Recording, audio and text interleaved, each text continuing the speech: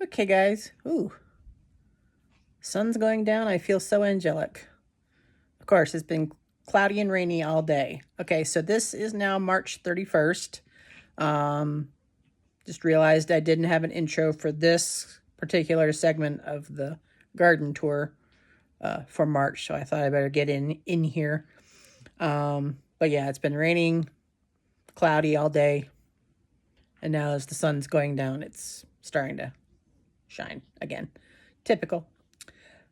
So this is finishing up the area in the front part of the garden, and then getting into the side garden on the north side of the house. We will do the backyard. Again, I have to clean up back there because I've been cutting back a lot of brambles and hops and things like that.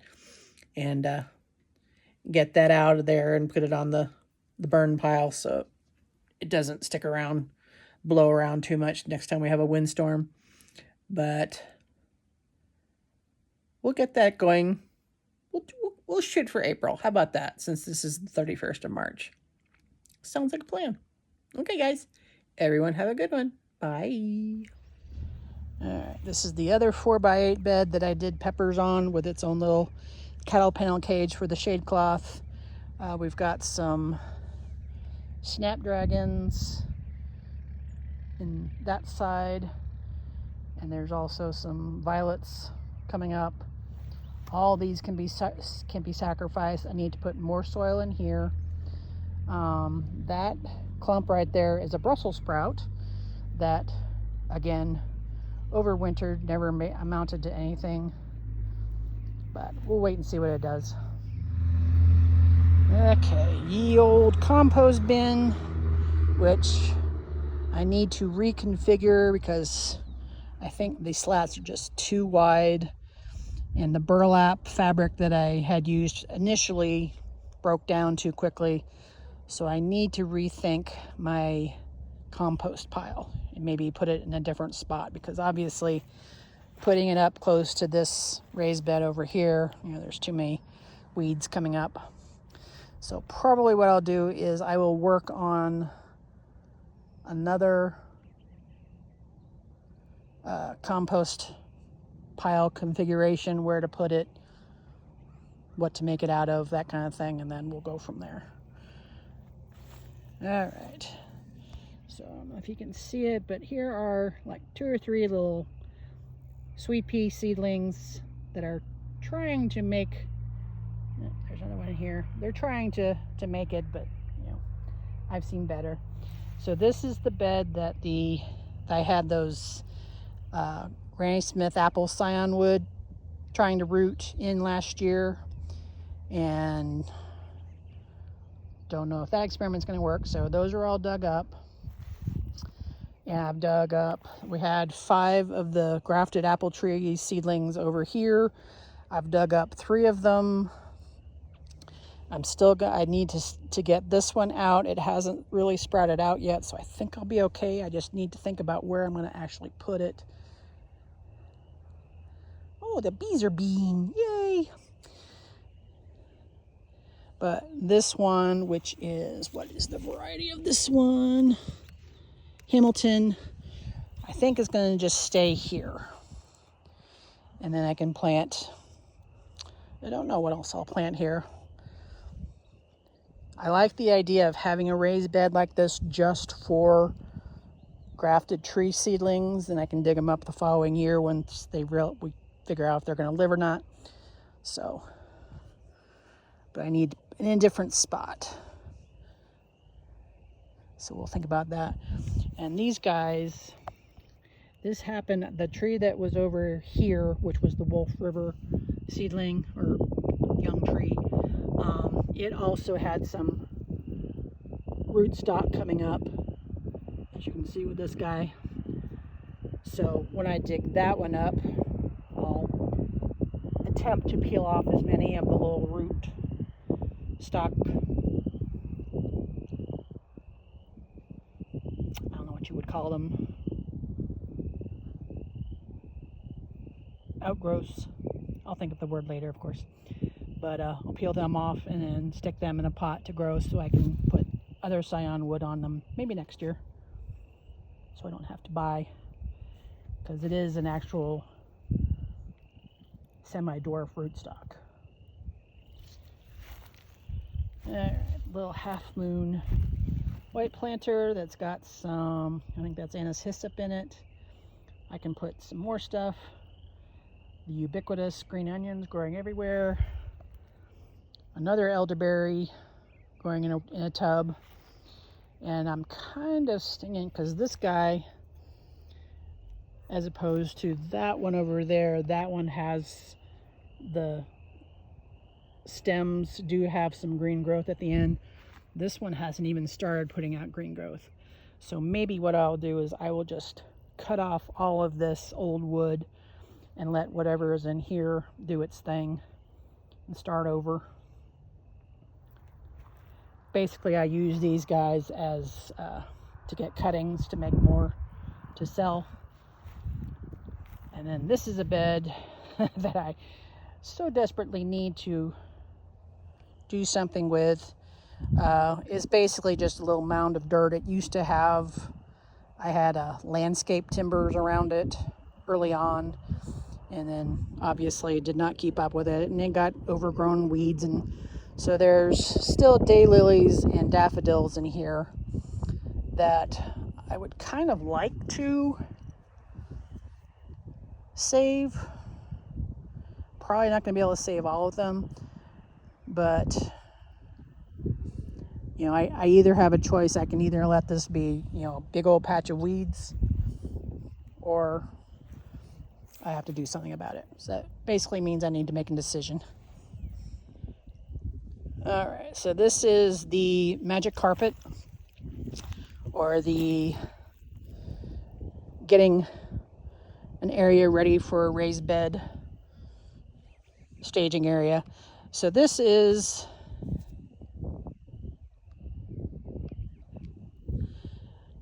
just a area rug that I've had for several years, and it just got too messy, even with, you know, using rug shampooers and things like that. It was just a hot mess. Too many cats horking up hairballs and dropping stuff on it. It was just getting too nasty, so I just decided to bring it out here to use it to smother weeds in preparation for another raised bed. So this has to come up. I need to go and get more lumber. I've decided, even though I love the decking wood because it's thinner, but the whole problem of it kind of wiggling and not being quite so watertight between the boards, and there's more rotting that way.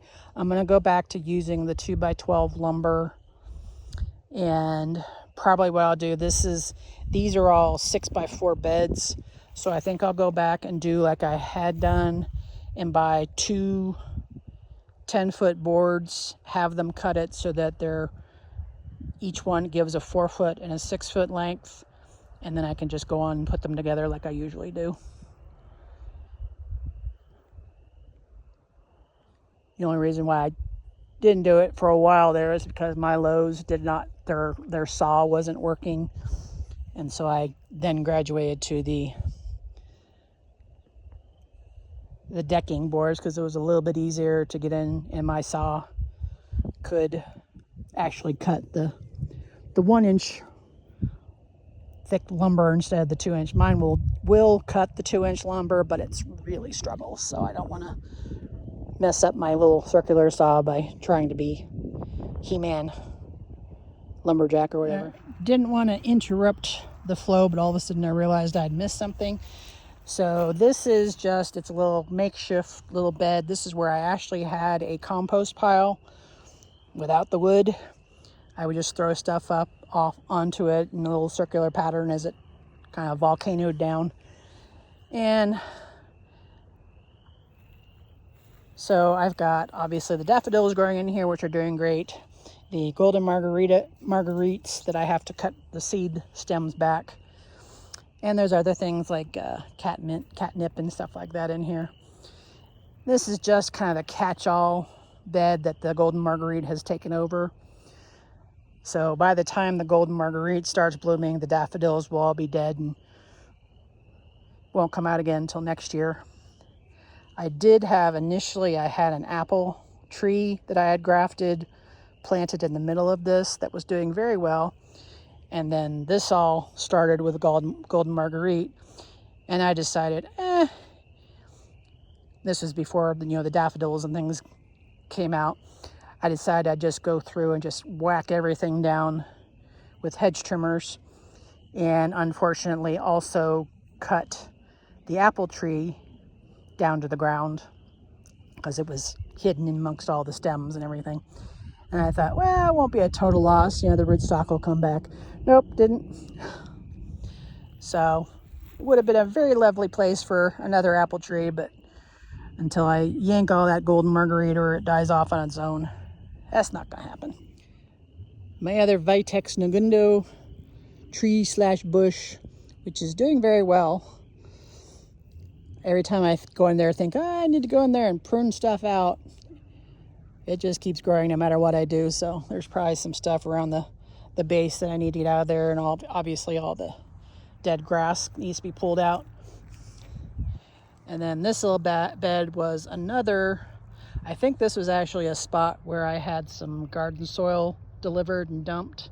This is before the wood chip pile came around. And then after I had gotten most of the soil out of the pile, I decided to put a ring around it, and I planted yarrow, which you can see.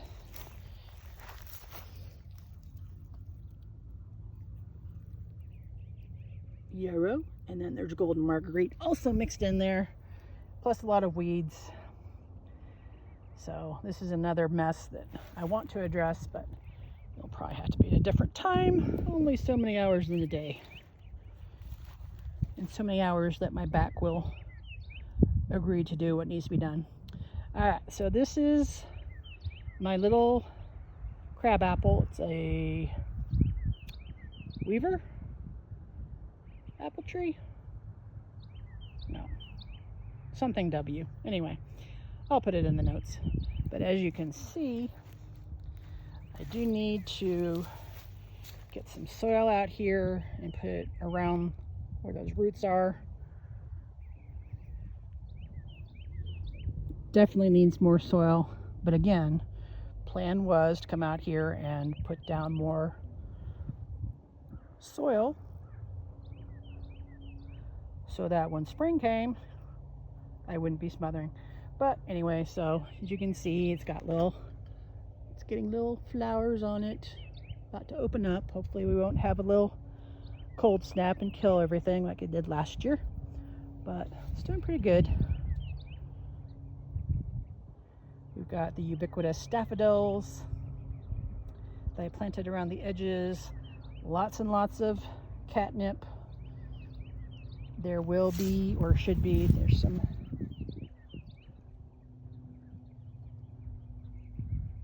those are some poppy seedlings coming up around the tree, so I'll let them go. And then more yarrow over here. What I basically do, anything that comes of this yarrow that comes too close to the tree, I just yank out.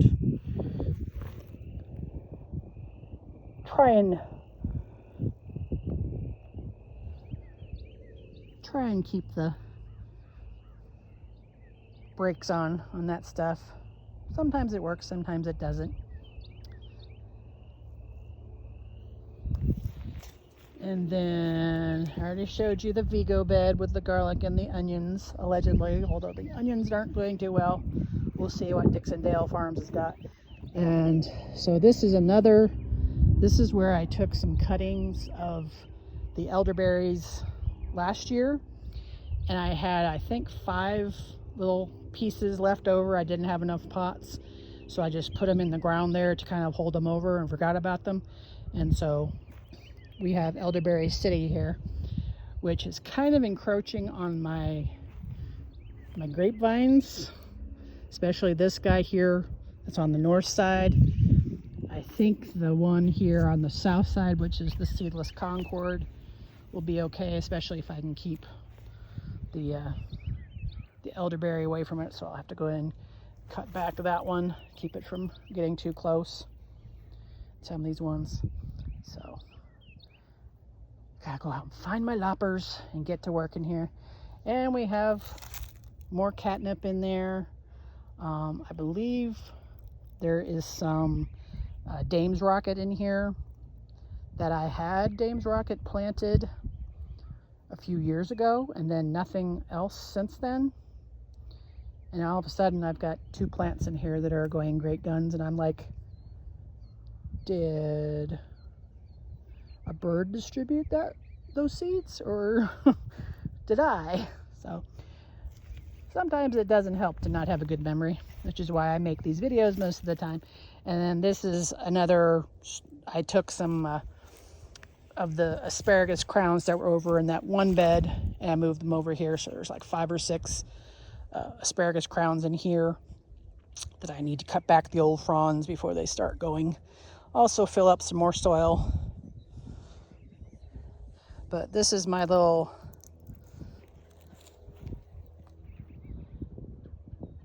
bed that I made from pallets.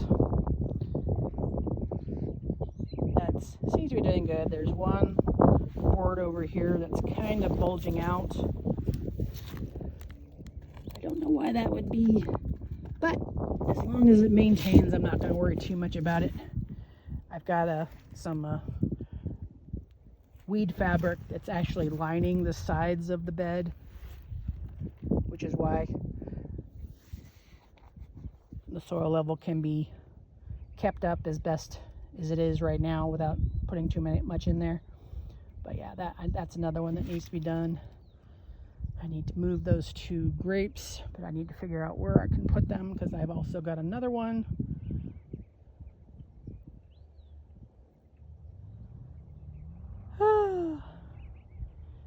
Anyone know of any teenagers who want to get some like college credit for coming over and helping an old lady? Ooh, doggies. I got too much. Too much. Why do I do this to myself? You know exactly why you do this. Okay, so this is definitely one of those cases of I should have gone and gotten some garden soil to put in this thing weeks ago. So I believe I put out a video in February where I had put this little bed together. This is one of 2 that I got. It was a match set, I guess is a good word for it. It was fairly inexpensive. It's only a foot tile. It's not a Vigo bed or anything by that nature, but I really, the metal should last longer than the decking would, for instance. Here's another bed that I desperately need to change out the wood on. That one's definitely falling apart quickly. But this guy, I got it put together. I got the cardboard all laid out underneath so it would start smothering the grass. It comes with these little pegs that go inside the corners, so it'll hold it in place. And I thought, I'll be going to get soil any day now. I'll just wait until that time. I think it was going to rain. It was going to, wet down the cardboard that was in it and make it a little bit easier to put the pegs through it and all that kind of stuff. Had a big old windstorm, and the wind shifted the thing over. Normally it would have been like right here, and it shifted it over at least this corner of it, or this side of it, a couple of feet.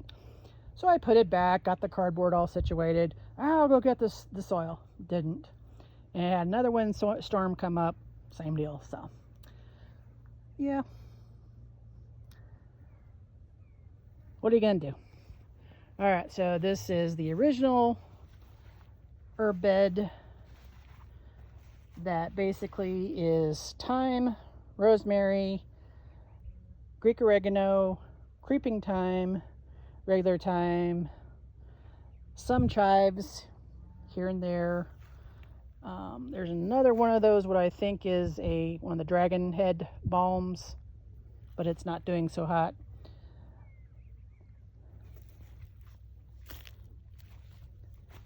Here's the big Mama Jamma lavender that I'm getting all the cuttings from. I definitely need to be more on the ball about pruning back my lavender, because as you can see, you should be taking your lavender and then cutting it down in late winter and leaving, maybe a foot tall. This is now at least 2 feet tall, if not a little bit more, and like 4 feet wide. But as you can see, I didn't even take down I didn't harvest the flower stalks at all. And I'm just now getting to where I'm getting those out of the way. So to give you for instance, here's a regular lavender bush, just regular lavender vera, that I think I planted from seed, that I did cut back. It had been probably about a foot tall, and I cut it back to, maybe 3-4 inches tall. That's what you're supposed to do. And that's another similar one that I waited too long on, and I haven't actually gotten to yet. I may or may not keep that one. I may, since I have so many of these other, as you can see over there, there's 18 seedlings, and then I think there's like 2 more in there in the other side. So I've got a good 20 lavender seedlings that I know I've rooted, and then I've got another 18 inside that I just started. So I may be on my way to a lavender dynasty. No, I have 9. I did throw some soil into this side of the bed. I got it weeded out. This is chickweed that's growing in here. It's another one of these things that I don't find too encroaching, but this area over here was chock-a-block full of creeping thyme, like that right there. That looks like it's half dead. So, but you can see maybe you can see. So in this little area, there's a few sprigs here and there that they'll soon pick up where they left off, and it'll be full of creeping thyme again. It makes a good ground cover, but it does make it difficult to change other plants out. So I need to continue with this. I don't know, I'm kind of at 6s and 7s with this chickweed. I think the bees do actually use it for their flowers and things, but may not be big enough clump. But if I let them go to flower and then seed and don't get them up in time, I'll have just that much more chickweed here next year, which I don't really want. So I've got to complete this one little section, and then I can replant as needed. So yeah, so maybe what I'll do is I'll take this guy out. If I feel that it's salvageable, I may put it either in a different spot or put it in a pot. And then I'll put another one of the big Mamma Jamma seedlings there. That's catnip. Got a lot of catnip. And then that's just weeds. But I need to replenish the wood chips in this little walkway here. But all of this right here is actually garlic chives that are coming back. So they put out pretty little flowers that the bees use, and all is what good in the world. And if I stomp on them or step on them, it may or may not kill them, but I have plenty left over, so it's not as big of a deal. Plus, I have more. These are seedlings of Greek oregano and the creeping thyme. There's a sage right there. 2 more. Yeah, I think I'm plenty good with perennial herbs. All right, so this is one of the grafted apple trees that I transplanted. Basically, the tire is just here to protect it from mowing. And that is a pear that I grafted that has been stuck in a pot for too many years, I think 2 or 3 years. The actual rootstock that I used was from 2009 19, and it's been in the same pot all that time. So I had actually grafted scion wood from my mom and dad's pear tree. I believe it's a Kiefer, and it took, but that was like 2 years ago. So I finally decided to get it out of its pot, get it planted. So this was, I do have a video on this. This was an area where I had one of these wild roses, and so is that. As you can see, there's a little clump that's trying to make its way up. I'll have to nip that in the bud. But there was one here that I planted the pear tree in, and this one, that's the tree that's a variety called Man, M-A-N-N. And then I may or may not be able to get to this one. Again, procrastination. This is a little sugar syrup station for the bees, should they decide they want it, but they haven't actually gone to it yet, so I'm assuming they're finding stuff elsewhere. So I'll probably clean that up and get it out of the way soon. This is the area where mostly boysenberries.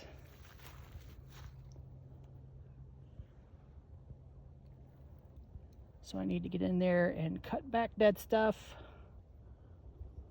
put in potting mix.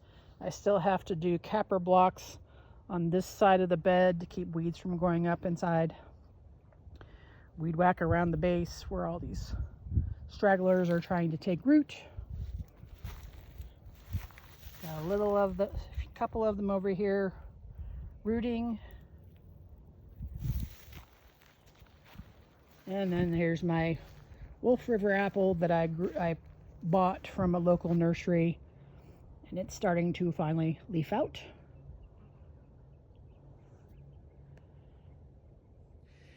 And we'll do the backyard another time because I'm getting thirsty. All right, I lied, I'm back. So look at these forsythia. Just blooming away, happy as can be in their little pots. Definitely need to get those planted and or sold this year. These are the cuttings from the currant bush that I had out there. Looks like so far 3 of the 6 are leafing out. I'm gonna let them go a little bit longer, probably till beginning of April, and then I'll take them out and repot as necessary. It could be these guys are just, you know, a little late to the party, or they're just not going to take. It's kind of hard to tell. But definitely these guys look like they're doing well. And then I've got berries for you know, these are honeyberries. One of my honeyberries I dug up, wasn't doing well. And I thought maybe I'll break it up and put it in pots. So far, it's not coming back like I hoped it would. So I may end up having to get a replacement honeyberry. Don't know. I had purchased some pawpaw seeds from Peaceful Heritage last fall that got delivered last week. So I've got them planted in these 15 cups.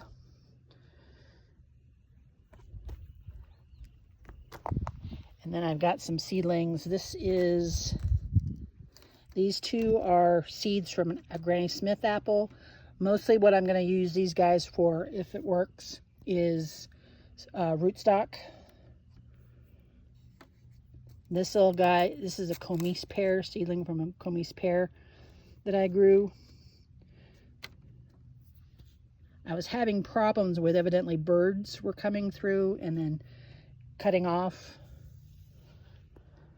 Because I also had some planted some Stanley plum pits that they all came up, but I would come out and find that half of them were eaten down to little nubs. So I ended up with just one. That's the one that's inside that I showed in the previous video. And then these guys, this is Coreopsis. That Coreopsis is supposed to be annual, at least the variety that I have, but most of these guys are surviving. Let's see, do we need any water? Nope. Okay. And we're supposed to get rain tonight, so I should be okay. But yeah, I've got a lot of stuff that needs to get planted. All right, so these are the little root suckers. They came off of that one tree I was telling you about. And I just put them in the pots. And then hopefully we'll get some growth on them, and I can use them next year once they get a little size on them to root some of the scion wood that I get when I trim some of these other trees.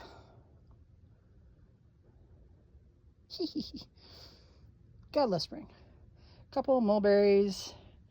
That's a thornless blackberry that I think I need to get out in the sun. And then a couple of yarrows. And then that's my little razzmatazz grape. It's supposed to be a cross of a muscadine and a regular table grape from Gurney's. I'm gonna give it a try. Of course, I also have to find a place to put them. Story of my life. Okay, guys, so I decided to break this up into more than just one, let's just say what it is, a long ass video like I normally do. So I'm going to try and break this up so it's not like, you know, Homer's Odyssey type YouTube video, which I know nobody really likes, especially when it's just some, you know, senior citizen rambling about her success and failures. Again, most of the stuff that I do and put on YouTube, you know, if other people see it and enjoy it, that's fabulous. I love it. But mostly I do it just so I can keep tabs and go back, you know, a year later and look and see what I was talking about and what did I do to change what I was talking about and what didn't I do to change. Do I still need to change? All that kind of good stuff. So we'll get to the backyard another time. But as for right now, we need to wind these two segments up and then hopefully come out, you know, in the afternoon and do the backyard once the sun goes down, because I have no idea if some of this film footage is even going to be usable as bright as it is out here. But I'll talk to y'all whenever, unless I use this as the beginning of the second video, which I probably will, so never mind. I'll see you in a second. Bye.